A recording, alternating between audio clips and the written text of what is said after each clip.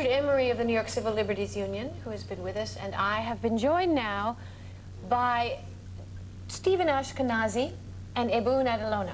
And we're going to start with Stephen. These are two people who you will see are people of some considerable accomplishment, who are at this moment involved in a suit against the police because both of them have been brutalized. Stephen by the New York City police, Ebun by the federal authorities. Stephen Ashkinazy, just to give you a few credentials, owns 2 restaurants in the village. He is a member of the community planning board in the village. What number community planning Community board 2. Community board 2. He has served as the executive director of the Youth Task Force for Andrew Stein, borough president of Manhattan. And he had a rather appalling encounter with the police not too long ago, and I want you to tell us about it. Yes, this was exactly a year ago, last summer. I was participating in a demonstration in the gay community against the film Cruising. And it began as a very typical night. I've been on many demonstrations going way back to the anti-war demonstrations, and I've been active for a long time in the gay community. And I certainly wasn't expecting anything to go wrong. And I was there as a marshal, making sure that the demonstration stayed as peaceful as possible, and had said hello that night to many of the policemen from the 6th Precinct who I know from my work on the community board. That's your precinct? That's one of our precincts. And so at one point in the demonstration, when I was crossing from one crowded area to get to another area to see what was going on when there seemed to be a commotion, and I felt that my help might have been needed, I was isolated in an area for a while that was away from everybody, and my path was blocked by a policeman who assumed a posture like a football tackler. And so I decided not to cross his path, and I turned back in the opposite direction, and there was another policeman there. And they started to close in on me, and so I decided, well, you know, the worst that will happen is they'll arrest me, but nothing more than that. I wasn't afraid. And I lifted my hands to show I was offering no resistance, which I didn't. I offered no resistance.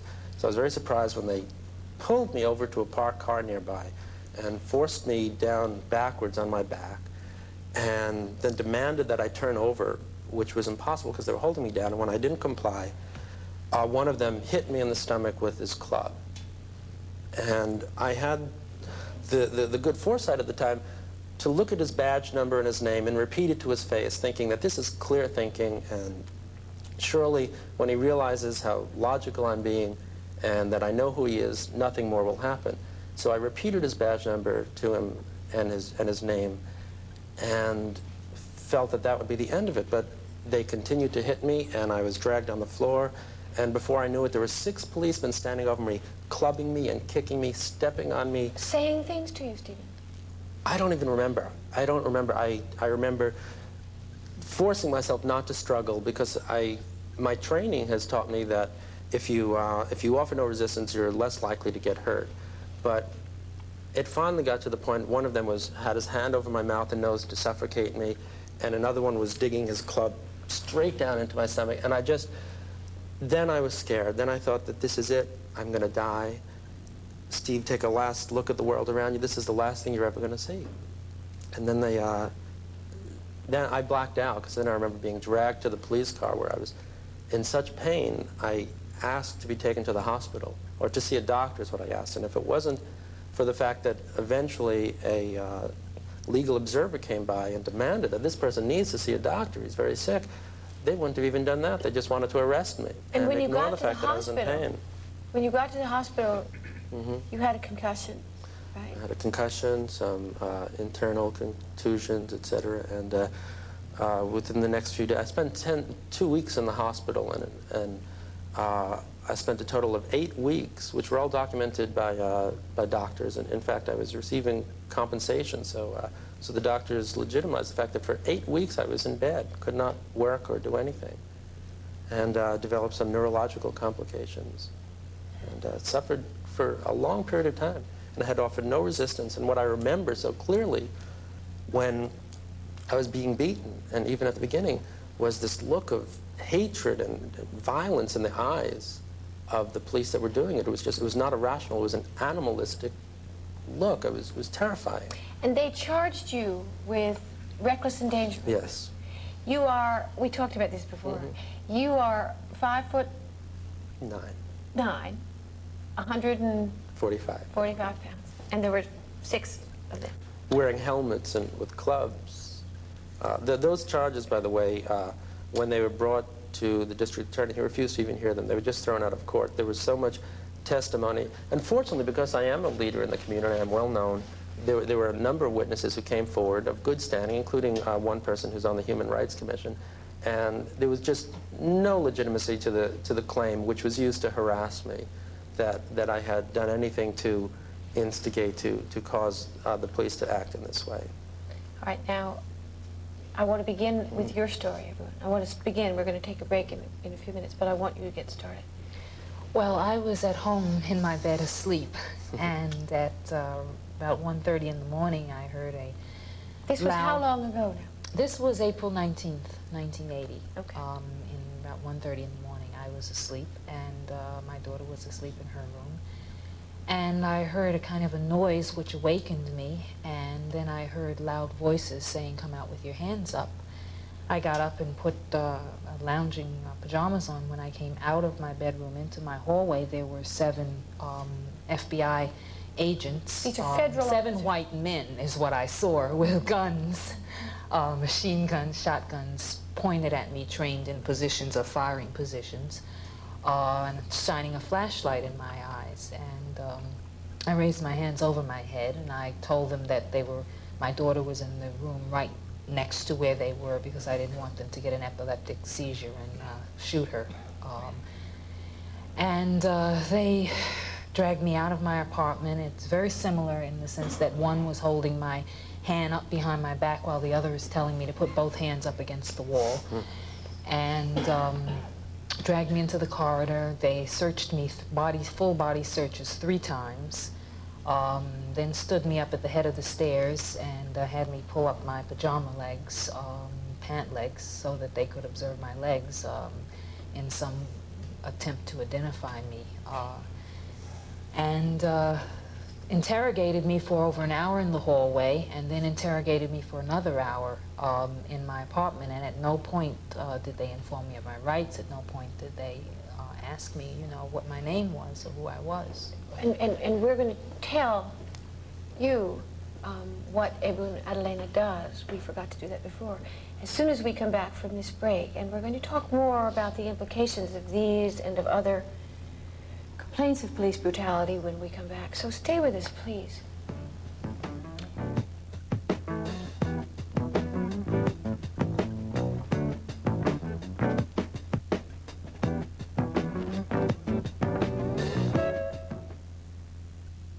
Save now on Bonnie Doon's best-selling socks. Save on children's, teens, and ladies' knee-highs during Bonnie Doon's annual fall sock sale. Save on Bonnie Doon's argyles, cable, flat knit, sweater knit, stripes, and solids. Save 20% on Bonnie Doon's best-selling socks. Now's the time. Bonnie Doon's annual fall sock sale. Sock up and save. Available at Hanes of New Jersey. Will you do in the future? Will you get more training? And where? What kind of a career do you want? Ask yourself some key questions. Unlock your future. Call Taylor Business Institute at 245-6666 for a copy of this helpful brochure. Career training could be the key that will unlock your future. Call Taylor Business Institute at 245-6666. Apple polishing doesn't end in Manhattan. Sweeping up the city means cleaning all the boroughs, from Bed-Stuy in Brooklyn to Jamaica Estates in Queens, from Van Cortlandt Park in the Bronx to the West Shore of Staten Island. That's why I'm asking civic groups from every borough to join Operation Big Sweep, the summer cleanup campaign sponsored by I Love a Clean New York and Channel 5. Many people have worked for years to keep New York clean. If you know of a community group, sanitation worker, or building super who deserves recognition for sweeping up, nominate them for one of our Big Sweep Awards. Just send us their names and tell us what they did to clean up. So get involved with your borough. Sweep it, bag it, can it, and please don't dump on New York. Send your big sweep nominations to I Love a Clean New York, 1250 Broadway, New York, New York, 1001. Thank you. People ride in a hole in the ground. New York, New York, it's a hell of a town. Whenever I get some money, I buy Calvin's. And if there's any left, I pay the rent. Calvin Klein jeans. These are the Jets and Giants entering a new season and a new decade. What lies ahead for them? What are their goals, their hopes, their dreams? And what about last year's Super Bowl teams? Do they still have what it takes to repeat? For some of the answers, watch Terry Bradshaw, Vince Ferragamo, Richard Todd, and Phil Simms on the Jets and Giants, kicking off the 80s. Saturday night, 8 p.m. right here on Channel 5.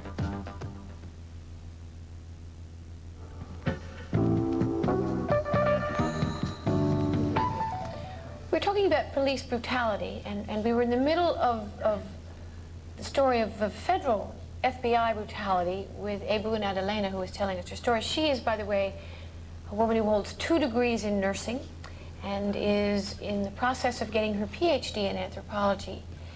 And she lives at 92 Morningside Avenue, which may trigger some memory for some of you because it was a considerably publicized event when the federal law enforcement people came in and went through 4 apartments? Yeah, they took over, actually they took over the entire building. There were 50 agents. They blocked the elevators. They blocked off the streets. They were supported by the New York City Police Department outside. They had snipers in the park, so that we saw it as a almost Gestapo type raid in the middle of the night. I think you're being generous, almost. I mean, it sounds very much like that to me, Yes, which it is was. what It was so extremely frightening for all the residents, and ours is a very stable building. Most of the people have lived in this building for over 30 years. I've been in there for 11 years. I'm well known in the community because I've been very active in the struggle to save Sydenham Metropolitan Hospital, so that I'm not an unknown person in the community at all. Now, they were ostensibly coming in that building because they had, so I understand, been tipped off that Joanne Chesimard, who had been convicted in the killing of a highway patrolman, might be in the building. Yeah. She being a black woman. Did anyone at any time ever ask you, in the beginning, did they say, "Are you Joanne Chesimard"? Did they No, ever? they never asked me to identify myself. So there was, so they never. They came in, dragged me out of my apartment, and then had someone come to identify me as Joanne Chesimard. And they apparently couldn't identify me as not being she by looking at my face, and therefore they checked your legs. You know, but you told me your daughter was awake through this. Your yeah, she daughter. was awakened as a result of the noise that they were making. My son, when my incident happened to me, was clearly and traumatized. And when I was speaking to Richard Emery about this in the beginning, he said that so had been the case with your daughter. Yes, she's still frightened of our hallway and still talks about the FBI. The thing is that not only did they come in and carry out this horrendous type of activity, but once they discovered that I was not Joanne Chesimard, they did not let up. They have, you know, continued a type of surveillance for no justification. You mean surveillance for days or weeks? Yes, for days after the raid, there was surveillance. For in the weeks building? after, in the park and around in the area, we spotted people. When I went to a meeting in Brooklyn, when I came out, there were agents who came by in a car.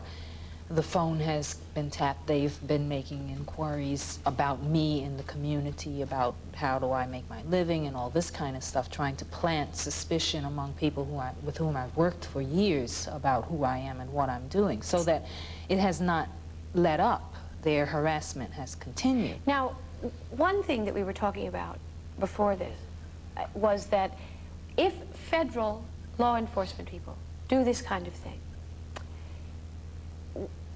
even with its drawbacks, the Civilian Complaint Review Board is somewhat accessible, and I hope we have time to get into this, Stephen.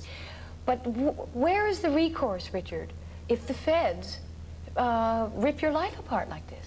Well, the recourse is very limited. It's to the United States courts, and it's extremely difficult Expensive, to sue, expensive and time-consuming. This case probably won't be tried for a year or a year and a half at best. And it's extremely difficult to have a jury or a judge find federal agents responsible, even though in this case there couldn't be a much clearer case of irresponsibility in the manner in which Iboon was treated and this building was searched. You see, it's typical of many kinds of police actions, what's happened to Iboon and the 92 Morningside Avenue people. They start out with something in mind, and when they can't admit that they're wrong, their adrenaline is going, they're excited about what they're doing. To some degree, they get a thrill out of it. Steve described a strange look. It's been described to be by many clients, a strange look on the face of a police officer or a federal agent when there's a confrontation taking place. I've seen that look myself. And they cannot turn back, and they are unwilling to turn back. And what happened at 92 Morningside Avenue was the unprofessional continuation of some kind of personal, strange psychological need which comes over many police officers in situations where they just can't reverse their own action. And that's a little bit different than what we heard from Mr. Caruso, right, Mr. Phil Caruso. Yeah, I think the other piece of this is that the previous discussion was a discussion about the professionalism, and certainly if there's one agency that has been heralded as being professional, it's the FBI, and yet we see again the out of control that occurs, because I think that the only reason that none of us were killed is because we restrained ourselves, and we were very aware of not provoking them and not allowing them to be provoked in any way that they would have the opportunity. And what's also a using their problem guns. is that people don't believe that this goes on. What really surprised me, and one of the reasons that I've allowed myself to be part of a case against the police, is that after this incident happened to me and the story appeared in the newspapers, I started to receive mail and get phone calls from people who had been victims of police brutality and were completely thwarted in their effort to make a complaint to the Civilian Complaint Review Board or through any means that they used. People said, your word will not hold up against the police. And they had no reason for getting in touch with me. I, at first, couldn't figure out why was I getting these letters until I realized these people just needed the assurance of knowing that somebody would believe their story, because people don't. People think that the word of a policeman, because he's a policeman, carries more weight than anybody else. I was just fortunate that because of my standing in the community and because there were many observers, that I was believed. Well, one of the things that, there are two things. First of all, that's why I wanted us to be here, because we are 3 victims of police, city and federal police, assault. But the second thing that's important to me is that it's very hard for anybody to have some place to turn. There are not very many lawyers at the New York Civil Liberties Union. There aren't, you know, it's very hard to get someone to hear you. And that's why I was interested that you bring out that. Well, it's like any other system to some degree. It takes care of its own, and the police are within the system. And the system, like any company, has a conflict of interest in prosecuting or blaming its own people for wrongs that they commit. They would rather look to the outside and say that the other people are responsible for wrongdoing. And in these cases, it's absolutely clear that these people were not responsible for any wrongdoing, and yet it's going to be very, very difficult, although I think we will be successful, in proving that the police were wrong.